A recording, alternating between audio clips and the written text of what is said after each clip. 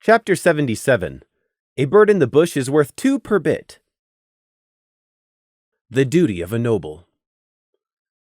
A pony is born no higher nor lower than the station in life they deserve. From there, it is up to that pony to either improve or fail on their own merits alone. These chosen few of us who were preordained before birth to be nobles, I believe, were hoof-picked by harmony.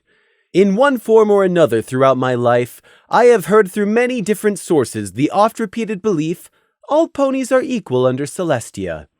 That is an untruth. One, the common pony chooses to believe that they may be equal to their betters. A comforting delusion, but a lie nonetheless. I can well understand why they might want to believe so, and I can sympathize. But I do not agree. It was my father who enlightened me to the undeniable truth when I was a young colt, 9 years of age. I remember it well, and his lesson has stuck in my recollection clearly to this day. I had been called to his grand study by the maid, Gertrude was her name, a good earth pony servant for many a year of service. She bowed and left, and I cheerfully greeted my father, unawares that anything was wrong. "Son," he addressed me, "I have been told you have been playing with the servants' colts after your lessons." "Yes, that is right," I answered clearly as I had been taught. "That is beneath you. You will never do so again." I believe I was quite stumped at the time as to his reasoning why, so he further explained it to me. "You are better than them. You are a unicorn noble. It is your duty to live as such." I was flabbergasted. Never had I truly considered myself better than them because of my station in life. Merely that I was the son of the pony employing their parents, but not because of who I was. But they're just colts like me. What was wrong with that? My father made it utterly clear to me. It is wrong because you are better than them. You are my son, and you are a fell of house fell. In every single way, you are better than them. And because of this, you must live up to it. I still didn't yet understand it, so my father had to explain in detail. You are a noble. Wealth, fame, and power are yours. They are your birthright, and you must live so as to be worthy of that birthright your whole life. You are taught by the best tutors in Equestria.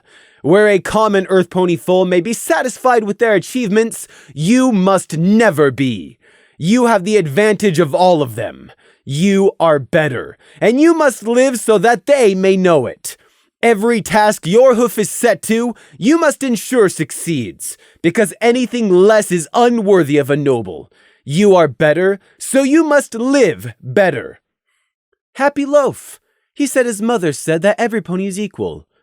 But that isn't true. Happy Loaf, that is Gertrude's foal. Yes. The servants have told me what you talked about during your times of play.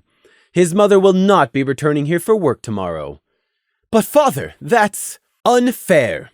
He might just be a playmate, one who has forgotten his station in life, but she should have taught him better. His mother will be moved to serve at one of our lesser estates, but this is the lesson I am teaching you. Triton fell. The foals of servants are not your peers, and they never will be. Do not look for any there. You and Happy Loaf are both from different circles of life. Ones that will never touch. You above, him beneath. It can be lonely, but that is the price of our birthright, son. We are nobles. We are better than every common pony. It is our duty to live the truth of this.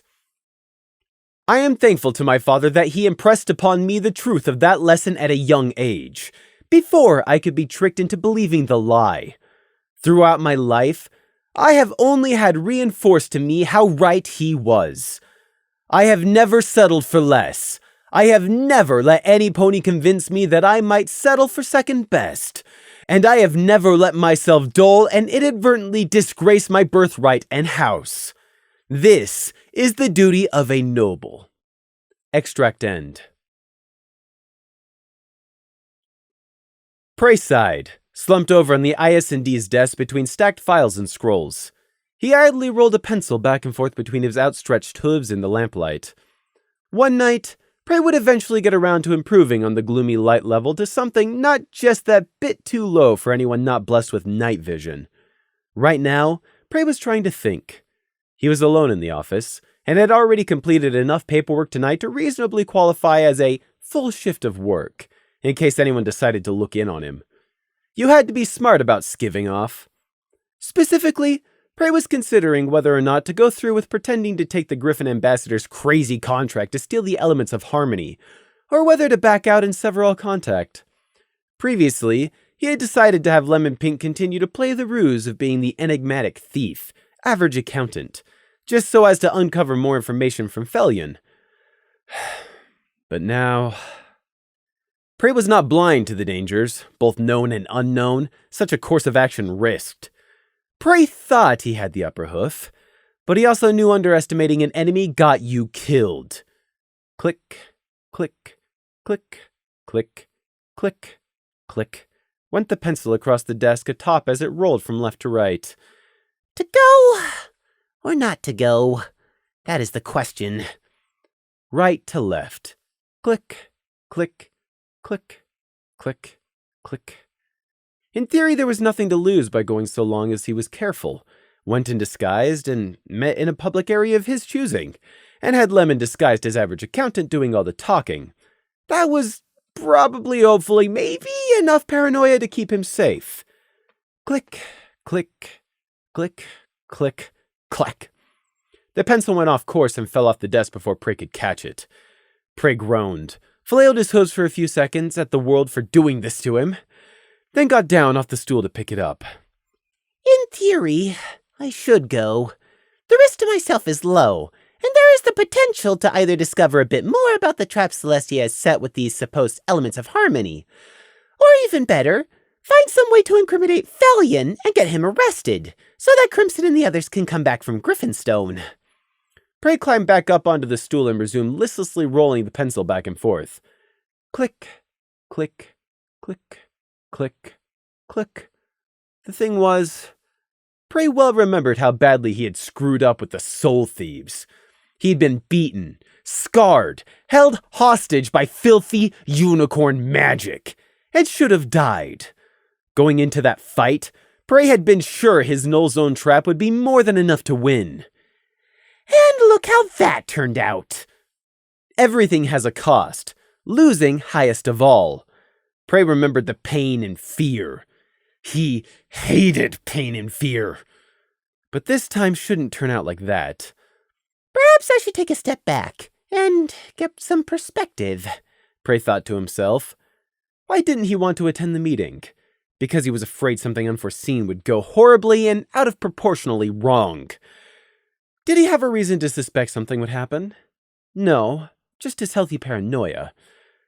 What did he lose by changing his mind and cutting all contact with Felion? The chance to indirectly help Crimson and get him back sooner. No, not home. Never home. But back here to Canterlot at least. Garrow's remnant floated out of the depths of his inner mindscape and decided to have its say. A hunter has his pride, yes? But a predator does not hunt the strongest. They hunt the weakest, yes? Easy prey is best prey.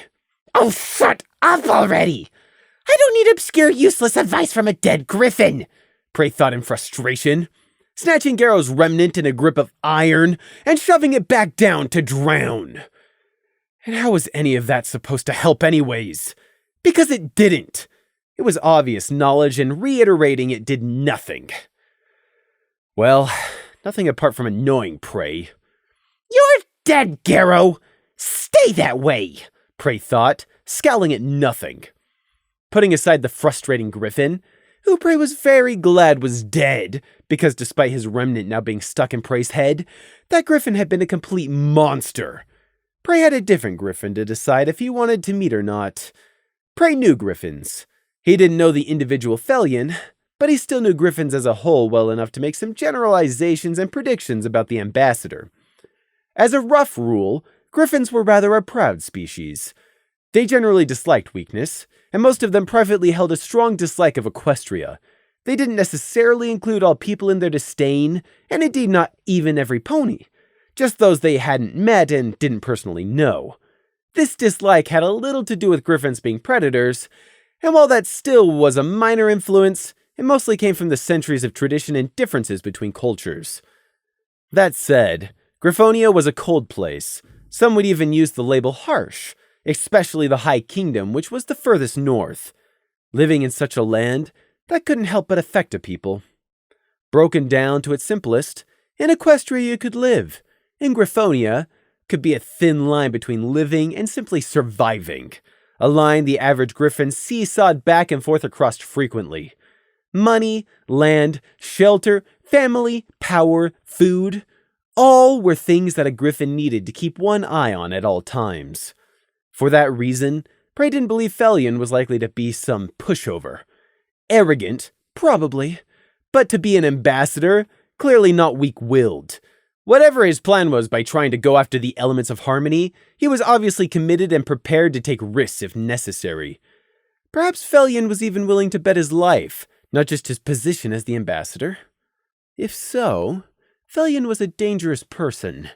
Prey wouldn't know the full extent unless he met the griffin, with Lemon Pink as a proxy, of course. Click, click, click, click, clack. The pencil fell off the desk again. Prey sighed, letting his head drop. Okay, I've decided. I'm going to the meeting. Except, as Prey was making his way back through the streets of early morning Canterlot as his indeterminate night shift ended, he got that feeling again. The feeling that he was being followed. Perhaps he'd imagined it yesterday, and it was possible that he was still imagining it today. But twice in a row was pushing the willing suspension of disbelief Prey was prepared to extend. He kept walking without changing his pace or path, not giving himself away. The feeling of possibly being followed was not pleasant. His stomach squirmed. Who could it be? The most likely candidate was that idiot Strange Happenstance. Screech had warned him the private detective was skulking about Canterlot, trying to interrogate night guards. But it could be the mimics, although so far they had been very careful to keep their distance. Another possibility, although unlikely, was the survivor from the Brotherhood of Soul, those fanatical sun-worshipping thieves with delusions of grandeur. Or a fourth, unknown faction. The point was, Prey had enemies. Some of them worrying and suspicious, and the others outright dangerous. Again, underestimating an opponent was a quick way to die. When your life might be on the line, you can't afford to give it anything but your all. The lion does not hold back when it hunts, and neither does its prey. Prey saw early morning ponies out on the white streets or up in the sky, some of the ground-based ones walking dogs, but he couldn't see any which were watching him. Certainly no obvious stalker peering out from behind lampposts or those manicured street lights lining the pavement. Zomagrika! Was this going to be a regular thing every single day? Were whoever it was really going to have him watched or followed until they got whatever it was they wanted? Because Prey wasn't going to stand for that. He was Prey! He did not forget nor forgive. If some new player had stumbled into this game and thought themselves a genius or some chess master, they were not going to live to learn from their mistake. Prey played for keeps. There could only ever be one winner, and sometimes not even one. Survival was not guaranteed, so you had to fight all the harder for it. First, get away unseen. Then, get Lemon to be ready and waiting next time I leave work. She'll follow me and see who else is following me. Failing that, I'll lure them into a trap. If they're looking to kidnap or attack me, then they'll do so when I'm alone. A perfect opportunity to bait them into my own ambush. However, if they're just here to keep an eye on me from a distance, then it'll be a lot harder to catch them, Prey thought. But right now, I can't go straight back to my flat. Again. I need to take another detour and slip away. Can't let them think I have a predictable schedule. He had caught on to being watched earlier today, so he wasn't as close to his flat as yesterday, and had more optional destinations to choose from. Tomorrow, Prey decided, he wouldn't even leave through the guard compound but the front gate. Prey calmly walked the street as if going towards the apartment block, and then for no rhyme or reason, took the next intersection right and began trotting into the outskirts of Upper Canterlot as if he hadn't a care in the world. Let his follower make something of that. Except, after 10 minutes, Prey could no longer tell if he was being followed. The watched feeling was sort of gone, but a feeling was hardly an accurate measurement to start with. Maybe he was still being followed, or maybe he wasn't. It was even a possibility he was imagining it in the first place. Or maybe they're watching from a stationary position and I've left their field of view. Or any number of other explanations. Damn it! There's just no way to tell, Prey fretted.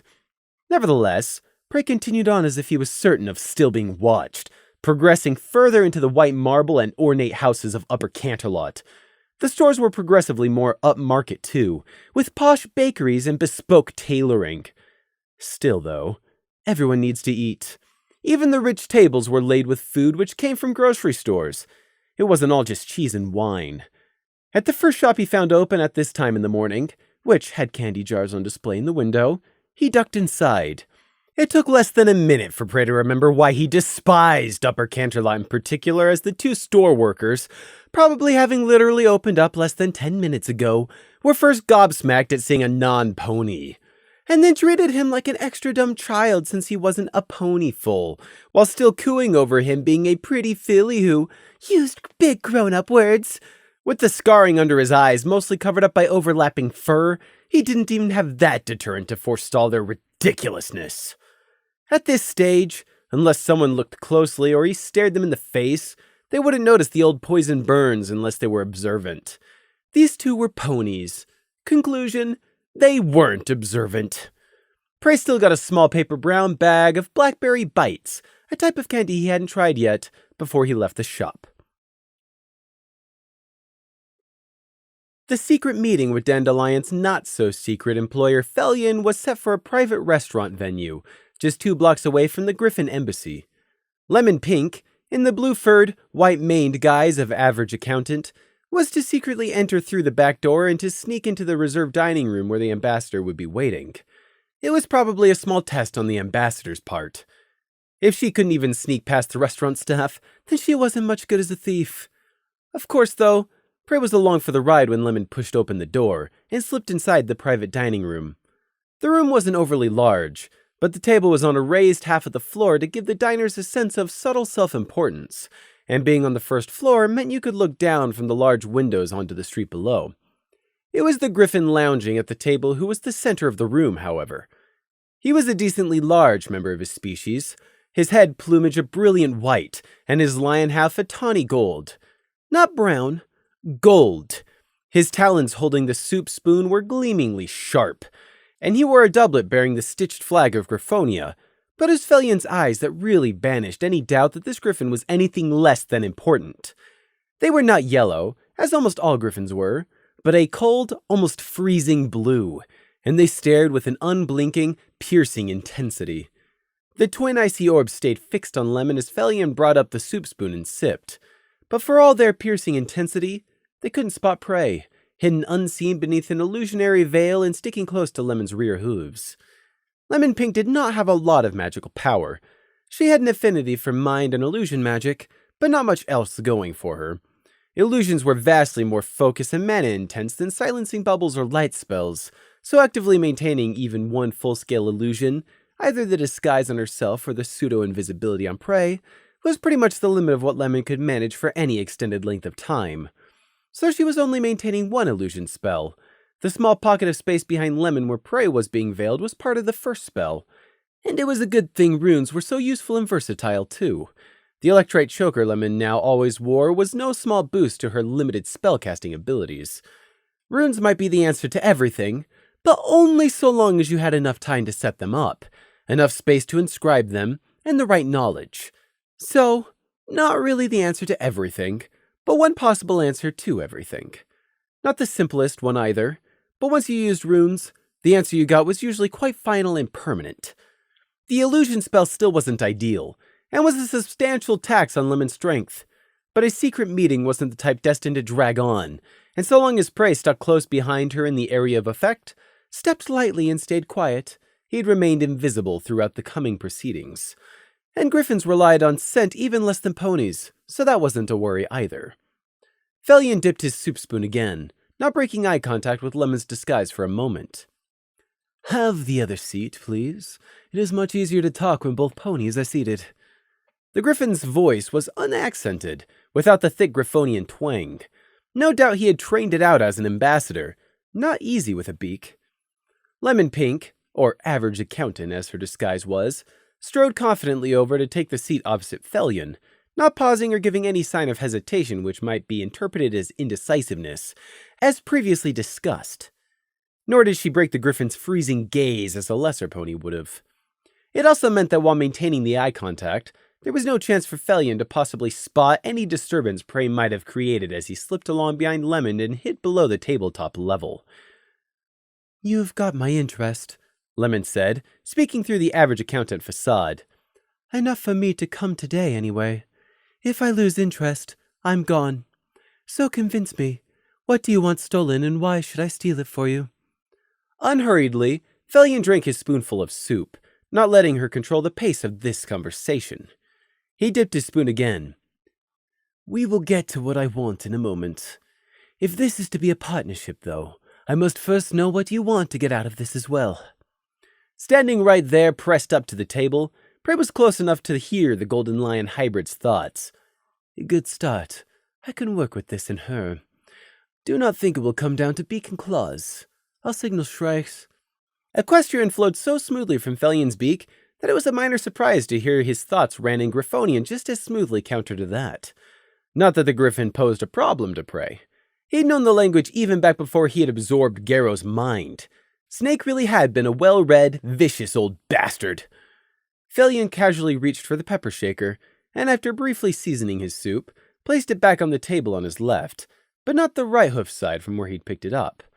A signal. And Felion's thoughts confirmed it to Prey.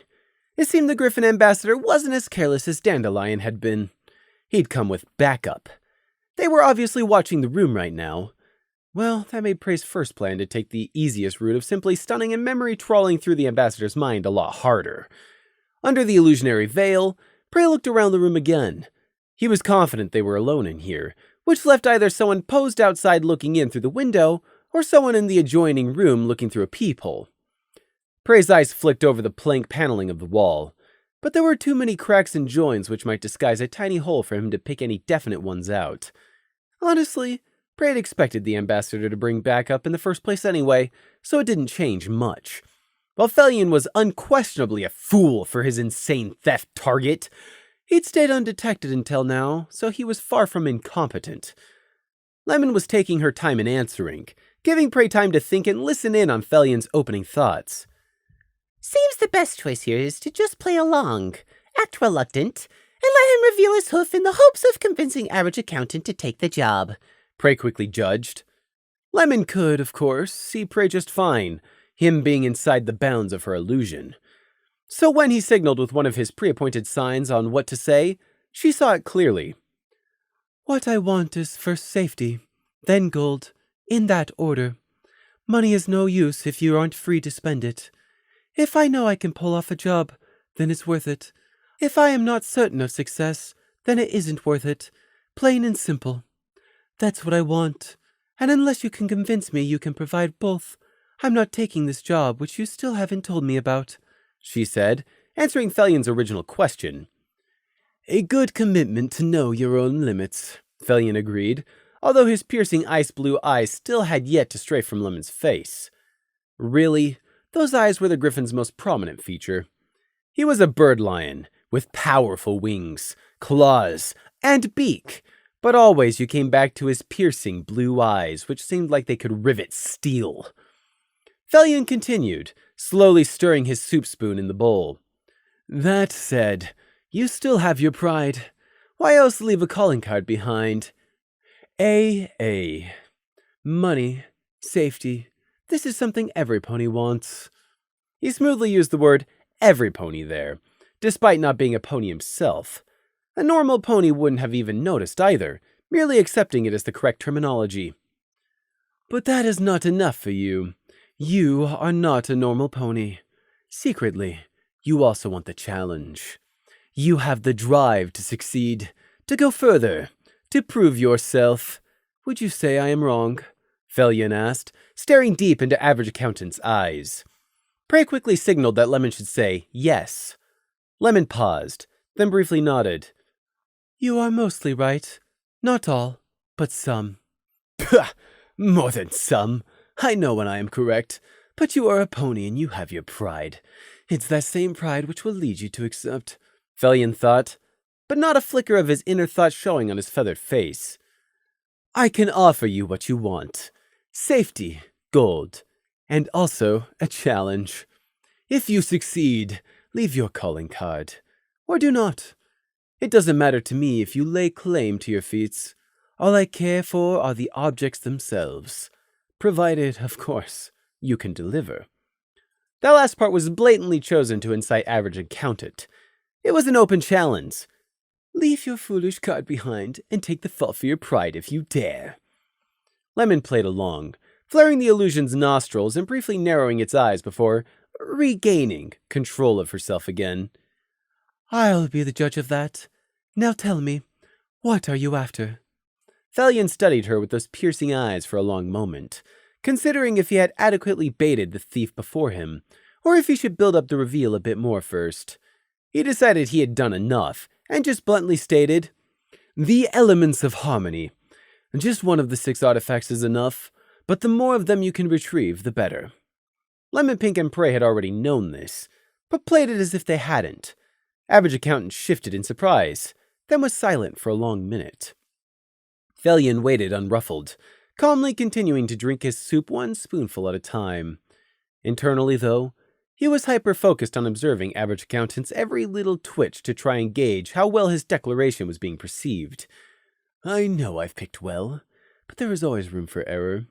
What will it come down to? Prey signaled it was time to move on when he judged enough time had passed to pretend to think it over. The elements of harmony, Average Accountant slowly repeated. And why, pray tell, do you want to steal them? Does it matter? Felion instantly returned. Yes, Lemon bluntly stated. First, the elements of harmony defeated Nightmare Moon and saved the world. Why would I dismantle a defense that protects this whole nation, of which I am a part? Second, these elements will be carefully guarded and protected. And third, I don't know what you might know, but there is little I know about these elements beyond what every pony does. A lack of knowledge is dangerous, and I will not risk going in blind. Those are good points, worthy of a master thief, and any smart individual that has at least a hint of self-preservation. Felion falsely praised, nodding his white-crested head as if he agreed with all those points. But they are not as closely guarded as you might think. In fact, there are no obvious outward defenses, such as guards, at all. That just means the defenses are hidden, and most likely magical, Lemon interrupted. That much is obvious, yes. Such artifacts cannot be left as unattended as they appear, which is precisely why I have reached out and extended this offer to you. A skilled unicorn thief should be capable of getting past these wards, Felion said, outwardly suppressing his ire at being rudely interrupted. It is regrettable to have to bring a pony into this at all, but this task is too important and time is growing short. The ambassador briefly clacked his beak. As to where they are, these elements are being stored in the town of Ponyville. If the name is not familiar, it is not far from Canterlot by train and will be simple to reach. There are 6 elements. I have obtained drawings, and these 6 artifacts are being held together in the Ponyville Library. Prey and Lemon both blinked almost in sync. They were just at a random small-time civilian library? All 6 gems, and not split up? No, wait. This was obviously part of the bait for the trap. Still, though, Average Accountant would be expected to point this out. All 6 elements are simply kept in the same library. That seems unlikely. One of them, or all 6 of them, it doesn't matter to me, Felion shrugged. If I can get just one, I will still take that as a success. You will be paid well either way. From what you have said, all 6 artifacts are needed in tandem to use. Why would you only settle for one? What use is that to you? And you haven't satisfied me that I should hoof such a weapon over to you anyway. Make no mistake. If you don't take this job, another will. It is merely a matter of whom, Felion stated with complete confidence. You are the best candidate, and I assumed you would want to make your mark, but there was nothing forcing you to be the one to do it. Will be regrettable, but if she says no, the contingencies are still in place and she won't speak. Prey jerked his head and signaled, telling Lemon to play along for now. Average accountant's image leant back, looking down her nose at the griffin opposite. True, but what use is it to you? I am not a fool. I want to hear what Griffonia wants with control over the elements of harmony first. My nation is not taking action, Felion immediately denied. This meeting between us is my own doing. It is one of the reasons we have met alone and during my lunch hour. False! They weren't alone, and Prey could read minds. If I must be disavowed, then so be it. This is more important than one griffin or even many. This is as important as them all. Somakrika! This is being backed by Griffonia as a nation! Prey finally had his confirmation, and it wasn't one he wanted to hear. This right here, this had the potential if things went wrong, and they would go wrong, to escalate out of all proportion and end in the possibility of war. War. Terrible, awful, destructive, hateful, terrifying, disgusting, evil, devastating war. Prey knew war. He had fought in the resistance, spited the border guard, and survived the deeper green. The chances of war occurring were small. But where there was even a hint of a possibility, Prey couldn't ignore it. He wanted nothing to do with any war, even if for no other reason than he was enslaved into the service of the Night Guard. If this whole thing ended up escalating into war, no matter how small the chance actually was, he himself might somehow end up being forced to fight in it. Felion wasn't a fool. The ambassador knew of the possibility too, which was why he was flatly denying Griffonia was involved with his actions. But if he was caught, and Prey was keenly aware of Crimson and Gloom's mission over in Griffinstone right now, then the truth of him acting with Griffonia's backing would likely come out anyway. Horrible memories danced through Prey's head. Blood and gristle, bone rot and shallow graves, screaming, begging, crying, and murder. Prey did not want war. This is too big, too huge. So much about this can go horribly wrong if it gets out. Prey couldn't let this get out, but he couldn't stop it either. It was already too late. The IS&D were already after Halflow, and Luna knew enough. Damn it all! Prey tried to take a deep breath. He was probably overreacting. This couldn't lead to war, surely not. Level minds would prevail long before it got that far. Prey was 99% sure. But where there was even a hint of war. Prey looked at Felion and decided the Griffin was probably going to have to die. He wasn't sure when or how yet, but if the ambassador died while undertaking this off-the-books mission, Griffonia would surely be much more reluctant to raise a fuss. After all, a severed link in the chain would provide them plausible deniability, even if it came at the cost of their ambassador's life. Or they just might lash out instead. However, on the flip side, because Griffonia believed the elements of harmony were real magical superweapons, and not bluffs like Prey did, if they didn't succeed in securing them, then it might induce them to be a bit more cautious and submissive in accepting their ambassador's tragic demise. Make no mistake, Prey wasn't doing something as large and as grand as preventing a war. There had been disputes in the past with Griffonia, just as scandalous and serious, which hadn't escalated into war either. History was full of events which had been swept under the rug. Prey hadn't been around for those, but he was here for this one. Felion had kept his silence, waiting as Lemon and Prey sat and thought. Although, if he knew exactly what Prey's mind was racing with, he wouldn't have been so content to sit patiently there. So, you were acting all on your own, Lemon clarified. Felion made a cutting motion with his free claw in the negative. No. I and a small clawful of my fellow griffins who believe the same as me are in on this. However, for every pony's safety, you will converse with me. She would have to be a fool to believe me if I said only I. They also believe in what, exactly? Lemon repeated.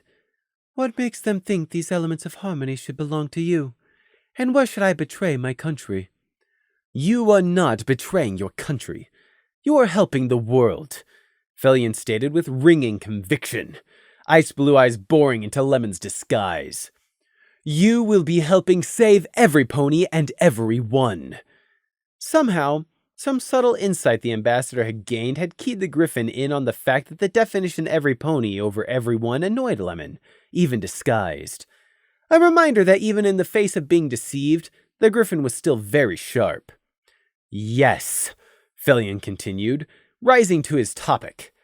This is larger than one country. It is larger than Equestria. You say your own safety comes first. I ask you this, then. What do you know of Nightmare Moon?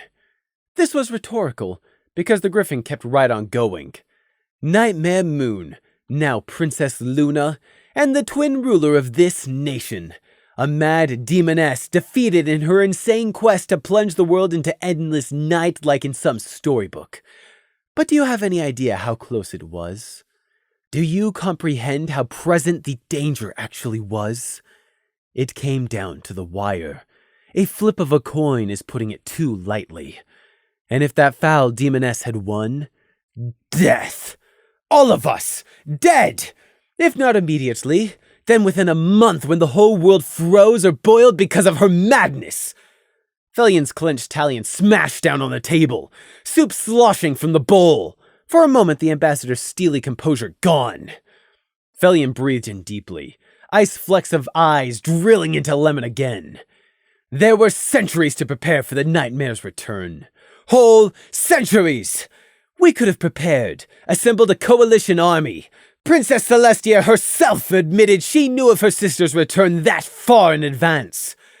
Her Majesty could have reached out to Griffonia, to the other nations, to any one of us. But she did not. Did we not have the right to defend ourselves? Nightmare Moon threatened to murder us all, down to the last unhatched egg, frozen in their nests. Princess! The title dripped from Felion's beak. For a moment, all his carefully polite control gone. Celestia gambled every life on the entire planet against her sisters. Yours, mine, this restaurant staff, the ponies passing by outside, all of them for her sister. By her own admission, she put us all in the hooves of 6 untrained strangers who had never even heard of the elements before that night. There is no word in Griffonian, Equestrian, or any language I know to describe her level of betrayal. In no way is the successful purging of the nightmare an excuse. Not all is well that ends well. A tiny slip, a tiny mistake, they would all be gone. My brother, my sister, my parents, my love. Celestia is no ruler. She is a mad psychopath. Everything Felion was saying, Prey agreed with, because the griffin was right. Celestia was a tyrant. Although if Felion was to be believed, one who had also risked the entire world by hoofing over the elements of harmony to 6 random mares at the last second and then rolling the dice. That couldn't be. I don't believe it. It can't have been that close. The Sunwolf defeated Nightmare Moon herself, not those element bearers. She must have had secret backup plans and schemes. She's callous, manipulative, cruel, selfish, but above all, powerful. Celestia would never gamble her kingdom like that. Right? Felion slowly unclenched his talons, sharp, polished points restlessly picking at the wooden tabletop. We are all alive by sheer, dumb luck. For now, Princess Luna fell to the nightmare and tried to destroy the world once. What is to prevent her, or the Sun Alicorn for that matter, now that she's revealed her true character, from doing so again? Princess Celestia has imposed no checks, no watches, no restriction on her younger sister despite our appeals and sanctions. She would have us sit idle and do nothing but blindly hope they don't slip and destroy us all. The Griffin shook his white-crested head. No. Not now. Not ever. That is unacceptable in every shape, form, and bit. My nation has asked to study the elements of harmony, to be entrusted with a spare set, the magical blueprints, anything. Celestia had refused, citing that these elements are bound to their wielders and cannot be claimed by another, and also that they were not made by her and thus cannot be replicated. We have every reason to believe that is a lie. Because, Average Accountant asked intently, because these 6 elements apparently appeared out of nowhere. Celestia said they have always existed, but were lost to time and somehow only now appeared on the very night, indeed the very hour they were so desperately needed. That does not happen. Celestia created them herself, or had them made in preparation. Either or, it doesn't matter. But she refuses to allow any nation but her own to wield them, or make their own copies. It is the one proven method of saving the entire world, and yet she would keep us all powerless. So that is why you must help, Felion finished, having come full circle. Think of what I am saying. You would provide the world a way to save itself, and thereby also save yourself. If Equestria should fall, another nation might yet banish the nightmare and spare the world eternal night. Only one chance is not enough. We need multiples, extras, redundancies. We are talking about global extinction. There is no such thing as too much preparation. Despite all his conviction that the elements of harmony were a baited trap, Prey still felt doubt worming its way in. What if there was a chance Felion was right? The ambassador believed his own words without a shadow of a doubt. Unless he was somehow a mind mage too, there was no way for him to trick Prey. Prey knew Griffonia wasn't only doing this out of selflessness. Although right now their motivation might be self-preservation, in the future, a set of artifacts capable of defeating an alicorn. What nation wouldn't secretly want their own copy just in case? So, Felion asked quietly, will you accept this task, Average Accountant? Was Prey going to accept? Obviously, he was going to verbally accept right now and say yes, just so that he and Lemon Pink could walk out of here unopposed. But that wasn't the question. The real question was that seed of doubt enough motivation for him to risk it? Possible war on one hoof, an unconfirmed chance at stopping a theoretical mass extinction on the other hoof. Would he really take Felion's offer? Prey looked up at Lemon Pink from under the illusionary veil. She was looking back down at him. Even if her head and ears remained facing outwards, her visible purple eye was uncertainly fixed on him. Prey knew how much she used to revere the nightmare, and still had leftover echoes of her obsession with the night alicorn remaining. But now she had listened to all this from the ambassador. What did it change for her? What facts did she need to rethink? The decision was Prey's call, though, and it always had been.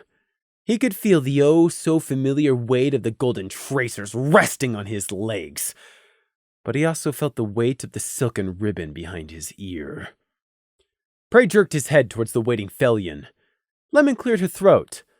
I, of course, will accept. Let's see that information of yours. Excellent, Felion stated, pushing his dirty soup bowl aside, as if there had never been any doubt in his mind. I have it with me here. The planning and execution of the theft is, of course, up to you as the expert. But it must be soon.